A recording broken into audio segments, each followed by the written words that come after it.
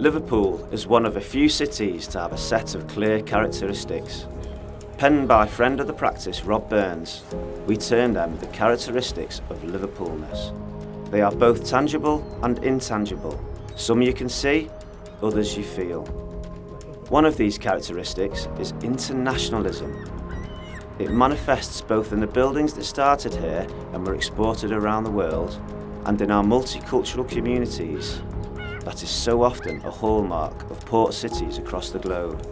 Another is edginess.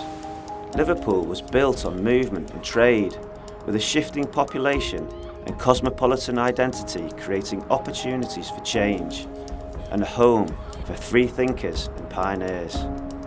Our work in Liverpool spans the city. It adapts and reuses land and buildings that were once forgotten or unloved. This is a rare privilege.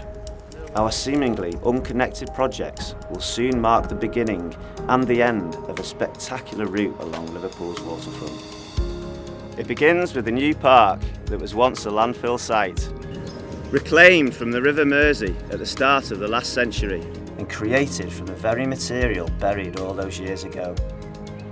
The story of recent history is all the more relevant to us, as this was the home of the UK's only International Garden Festival back in 1984. Whilst many landscape architects rightly claim their stake in its creation, only we have overseen its rediscovery.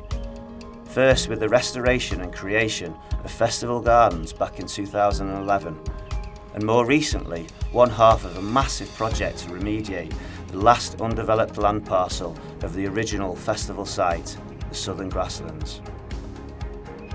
These grasslands harness the regenerative power of being left alone for 3 decades and embrace a nature-first approach to planting and access, giving the citizens of Liverpool the enhanced opportunity to experience wildflower meadows and skylarks on their doorstep, while soaking up the panoramic views of the estuary and its iconic skyline. Whilst the Garden Festival symbolised a renewed hope for Liverpool's waterfront in the 80s, the now Royal Albert Dock became an even more powerful symbol of hope and rebirth.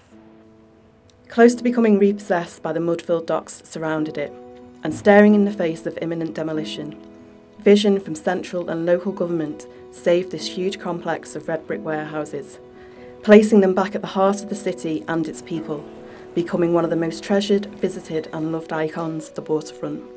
Alongside national cultural institutions, Tate and National Museums Liverpool, we've made the Royal Albert Dock our home, and working with General Projects and Liverpool City Council, the next few years will see us carefully peeling back the layers of history to transform the dock landscape into a greener, more welcoming and accessible place, one part of Europe's largest deep retrofit project. First, Liverpool iconic Three Graces, then the cruise liner terminal, modern Prince's Dock, and you begin to experience the transformation of Liverpool historic North Dock, Liverpool Waters. Stretching north, out and beyond the lively city centre, the scale and location of Liverpool Waters underpins the ambition and opportunities set through Peel's vision and determination on what was once the most advanced interconnected dock system in the world. Liverpool Waters extends Liverpool waterfront by about 2.5 kilometres, from the new Isle of Man ferry terminal, past new homes and future new cultural building, into future Central Park, where the power station dominated once. Then toward the Dockers Clock, one of only 3 6-sided clocks in the world, up to Clarence Graving Docks and Dockside. A new publicly accessible post-industrial landscape opened for Liverpoolians to re-engage with the dockland, for heritage, for culture, for nature and for leisure. A place for living rather than working at the heart of this great waterfront city. Vision and determination, further characteristics of Liverpoolness, speak of a city built on the spirit of optimism and innovation. Like the International Garden Festival, continual change, redundancy, followed by reinvention, are of huge importance to Liverpool, as is football.